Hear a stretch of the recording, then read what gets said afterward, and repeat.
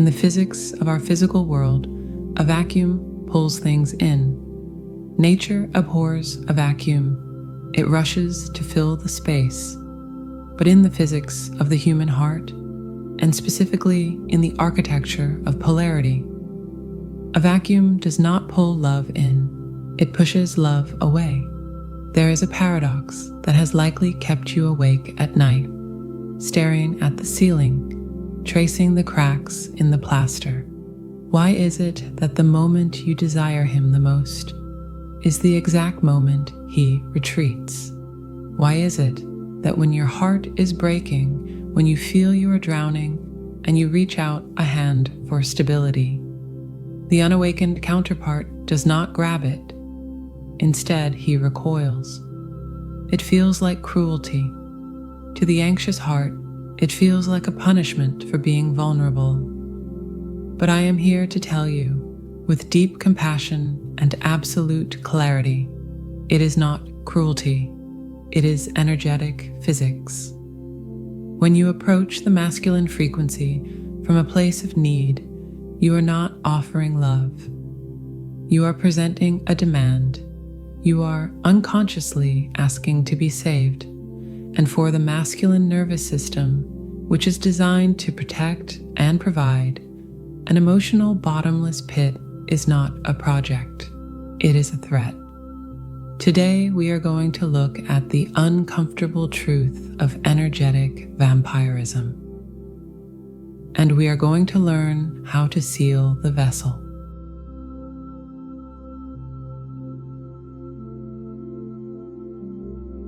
Let us strip away the romance for a moment and look at the raw psychology of your connection. We often view our relationships through the lens of our intentions. You know that you love him. You know that you miss him. You know that you want to be close to him. Your intentions are pure, warm, and affectionate. But energy does not speak the language of intention. Energy speaks the language of physics. And in the physics of the human nervous system, what you experience as longing, the unawakened masculine often experiences as a demand. To understand why he pulls away, we must look at the invisible transaction taking place beneath the surface of your words. When you are in the throes of attachment anxiety, your nervous system enters a specific state known as hyperarousal. This is a biological survival mechanism. Your amygdala, the ancient alarm bell of the brain, perceives the distance between you and your partner not just as sad, but as dangerous. It signals a threat to your safety. In this state, you are not inhabiting your own body. You are projecting your consciousness outward, hovering around him, scanning for signals. You are checking his status. You are analyzing his tone. You are vibrating with a frequency that asks a frantic, silent question. Are you there? Do you want me? Am I safe? To you, this feels like deep caring because you are so focused on him. But to the masculine counterpart, especially one who carries the wound of avoidance, this energy hits him like a wall of water. You must understand the primitive programming of the masculine essence. His deepest fear is not abandonment. His deepest fear is engulfment. His fear is failure. The masculine nervous system is designed to protect and provide. It is driven by the need to be competent. When he feels he can succeed at making you happy, he moves closer. But when you approach him with the energy of need, you are essentially handing him an emotional bill that exceeds his bank balance. You are presenting him with a void that he intuitively knows he cannot fill. Your neediness signals to his reptilian brain that you are empty and that you require him to fill you up. This triggers a panic response in him. He senses that if he gets close, he will be consumed. He senses that he will inevitably fail at the task of making you happy because your emptiness is an internal structural issue, not an external lack of affection. This is the uncomfortable truth of energetic vampirism. I use this word with the utmost compassion, not to judge you, but to wake you up. When we do not source our own safety, we try to siphon it from others. We try to feed on their reassurance to calm our own nervous systems. This is not love. This is using another human being as a regulator for your own anxiety. When you hand a man the responsibility for your emotional stability, he feels the crushing weight of it immediately. It feels like a job he is not qualified for. It feels like a trap. He does not run because you are unlovable. He runs because he senses a burden that will suffocate him. Consider the physics of a vacuum. In the physical world, a vacuum pulls things in. But in emotional dynamics, a vacuum pushes people away. Need creates a repulsive force field. It screams that you do not have enough. It broadcasts a signal of scarcity. The masculine is naturally drawn to abundance. He is drawn to that which overflows. He is drawn to a woman who is already full, so that his love can be an offering, not a rescue mission. When you are in a state of need, you are not offering an invitation. You are issuing a summons.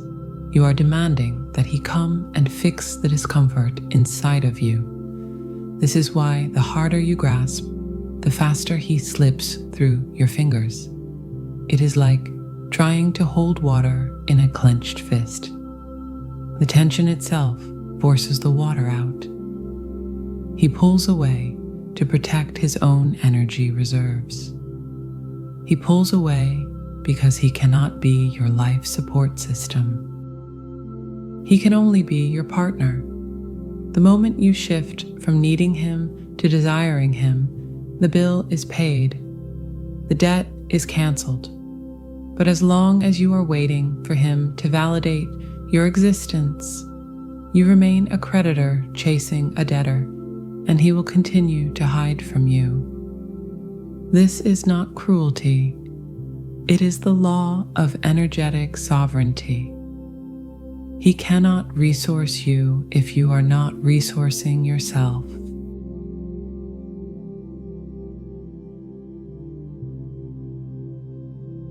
So, how do we shift this painful dynamic?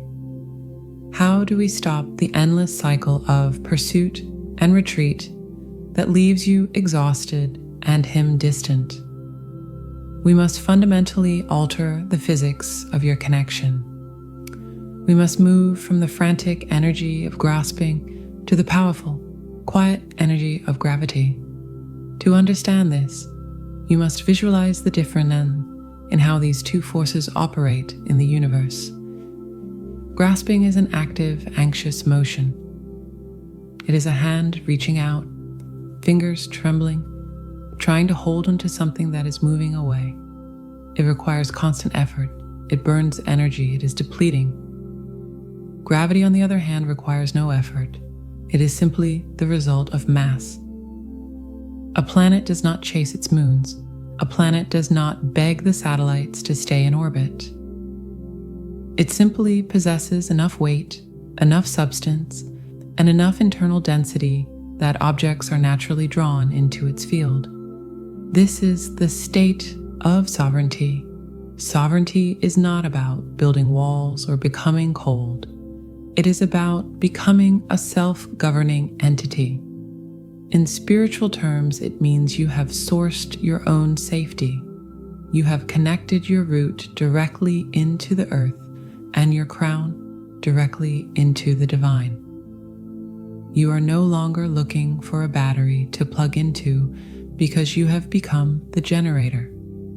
When you are in the energy of grasping, you are geometrically a half circle looking for another half to close the loop. You feel that without him, your structure will collapse.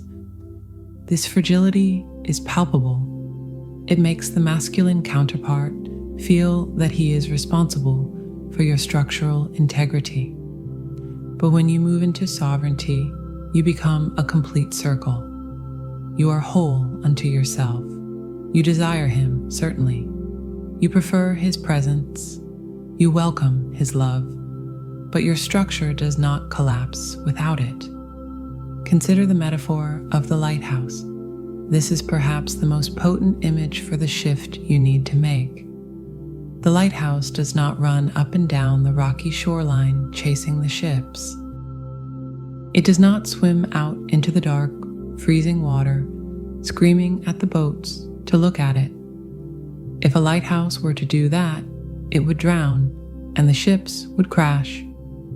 The lighthouse has one job. It stands. It is rooted deep in the bedrock. It shines its light because that is its nature, not because it needs validation from the captains at sea. Because it is stable and because it is bright, the ships navigate toward it. They seek it out for their own safety. They orient themselves by its location. When you stop sending your energy out to him, when you call your energy back into your own body, you create a massive shift in the energetic field between you.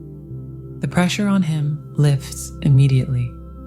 The demand creates a vacuum, but this time it is a vacuum of space, not a vacuum of need. You stop being the hunter and you become the destination. You must remember that the masculine essence is designed to pursue. He is a hunter by nature. But he cannot pursue that which is already draped around his neck, choking him. He cannot hunt a target that is throwing itself at his feet. He can only pursue that which is moving on its own trajectory, that which is mysterious and self-contained. He is drawn to the woman who is whole unto herself, because that woman offers him the one thing he craves more than anything else. He craves rest. We often forget this about the masculine. We think he wants to conquer, and he does. But ultimately, the warrior wants to lay down his sword. He wants a sanctuary. A sanctuary cannot be built on the shaky foundation of need. It cannot be built on anxious attachment. A sanctuary must be built on the bedrock of self-worth. When you are grasping, you are another job for him to do. You are another problem to solve. When you are sovereign, you are a place of rest. You are the ocean that can hold his ship without overflowing. This shift changes the geometry of your interaction. When you pull your energy back, you become denser. You become more real. You stop fading into the background of his life and start becoming a gravitational force. You create a space where he can actually feel the absence of your energy rather than the intrusion of it. It is in that space, that holy pause, that his own desire has room to grow. Desire needs distance to spark. It needs a gap to bridge. By becoming the gravity rather than the grasping hand, you honor yourself, and paradoxically, you give him the freedom to choose you. You stop waiting to be chosen, and you start being the choice. You become the sun, and you let the orbits take care of themselves. This is the power of polarity. This is the frequency of sovereignty.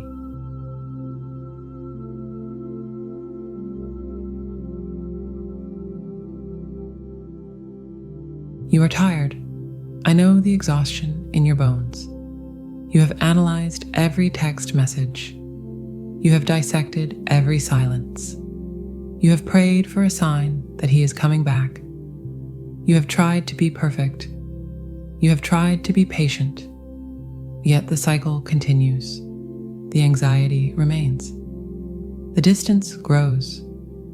You're looking for a solution in the mind, in the logic of the situation, but the mind cannot solve a problem that is rooted in the body.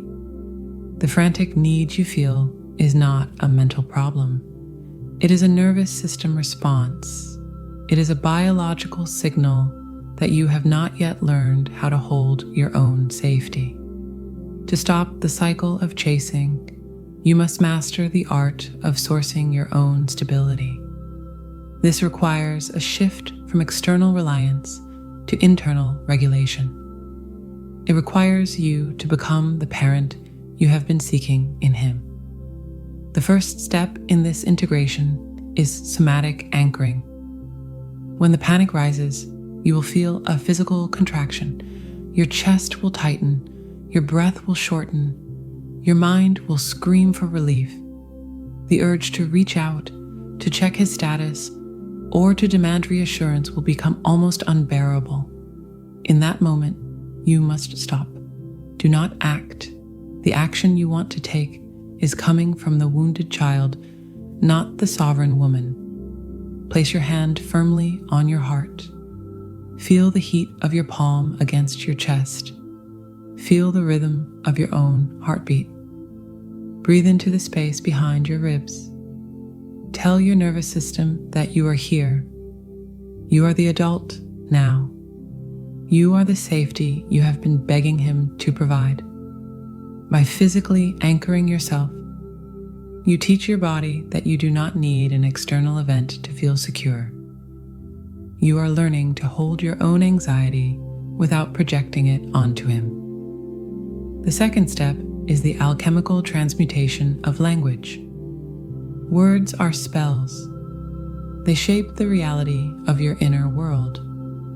They dictate the frequency you broadcast to the universe and to your counterpart. You must watch your internal dialogue with ruthless honesty. Stop saying that you need him. The word need is a frequency of starvation. It implies a lack of air. It implies you will cease to exist without his presence.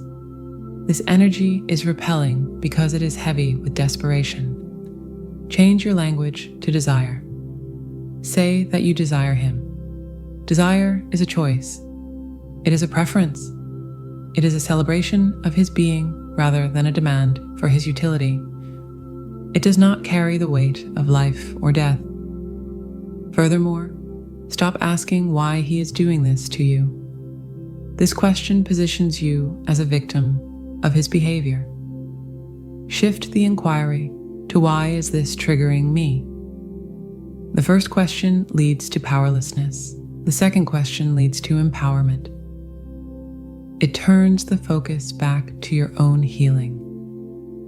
It allows you to use the trigger as a map to your own unhealed wounds. The third step is the energetic recall. This is a visualization of the invisible threads that connect you to him. Right now, your energy is likely leaking out of you. It is wrapped around his ankles. It is holding onto his shirt. It is trying to pull him back into your orbit by force of will. This creates a drag on his spirit. It creates a pressure that he will naturally want to escape. Close your eyes and visualize these threads. See them stretching out from your body toward him. Now, consciously call them back. Imagine the threads of your attention retracting. Pull them back into your own core. Feel your center becoming dense and warm and bright. Fill your own cup with your own presence. Do not wait for him to fill it. Give the overflow of your energy to your art, your work, your garden, or your friends. Make your life so rich and so textured that his presence is merely the cherry on top, not the cake itself. This practice is the path to sovereignty. It is not about becoming cold or indifferent. It is about becoming so full of your own self-love that you no longer require his validation to feel worthy. When you source your own safety, You stop being a beggar for affection. You become a queen of your own domain. The masculine is naturally drawn to a woman who is whole unto herself. He is drawn to the lighthouse, not the ship that is sinking. By doing the work of self-regulation, by transmuting your language, and by recalling your energy, you change the physics of the connection. You stop the chase. You end the vampire dynamic. You become a gravitational force. And in that space of peace, you will find that you no longer need him to be the solution to your life. You become the solution yourself.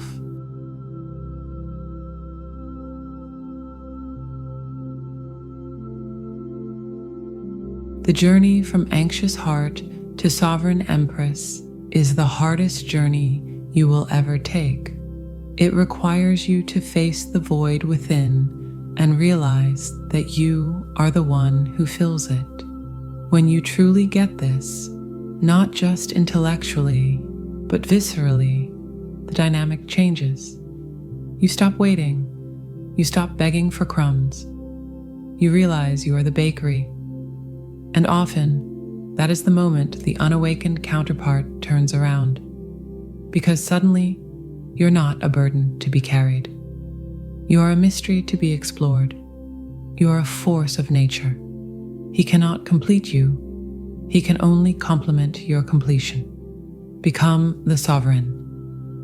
Let the gravity of your own wholeness do the work. If this shift in perspective resonated with your soul and you are ready to master the psychology of your connection, join us next time